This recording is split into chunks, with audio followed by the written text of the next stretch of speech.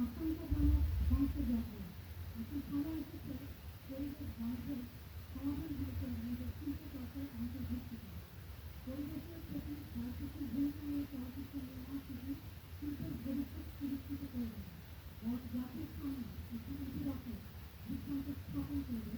বিশ্বের দরবারে আমরা গ্রিন চ্যালেঞ্জ এই জলবায়ু সমস্যার সমাধানের জন্য আমাদের চলচ্চিত্রের বিভিন্ন চলচ্চিত্র আরও সংলাপ করা দরকার, যাতে তাদের চলচ্চিত্রের প্রযোজনা এই বিধান আর এই নির্দেশিকা কীভাবে পরিবর্তন আনতে পারে। আমাদের নারী এলাকায় যারা আছে, আমাদের যারা আছে, তারা এই বিষয়টা অবশ্যই থাকে।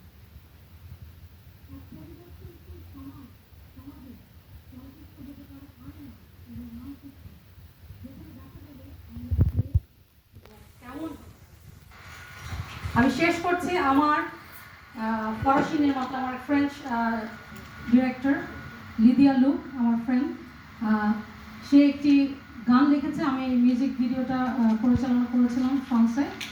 সেটার বাংলা অনুবাদ করলে এভাবে দাঁড়ায়: আমরা যাত্রা সবে শুরু হয়েছে, প্রতি পদে পদে আমরা উপরে উঠব, প্রতিটি বাধা অতিক্রম করব, আমাদের শক্তি আরও বৃদ্ধি পাবে। আমরা আনুপাতিক এবং অনুপ্রাণিত এবং ক্ষমায়াতীয় হব পরবর্তিত নারীদের জন্য। একসাথে আমরা এই হাসি মাখা এক নতুন পৃথিবী গড়ব। সবাইকে অনেক অনেক ধন্যবাদ। আমি এবার ধন্যবাদ আমাদের সভাপতি বাংলাদেশের উমেন সোসাইটি বাংলাদেশে।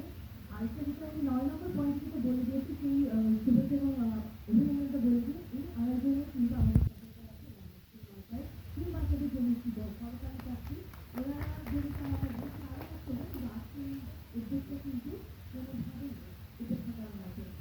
আমরা যেটা বলছিলাম, এখন আমরা কথা শুনবো বিকল্পী বাজেট, মিশিয়া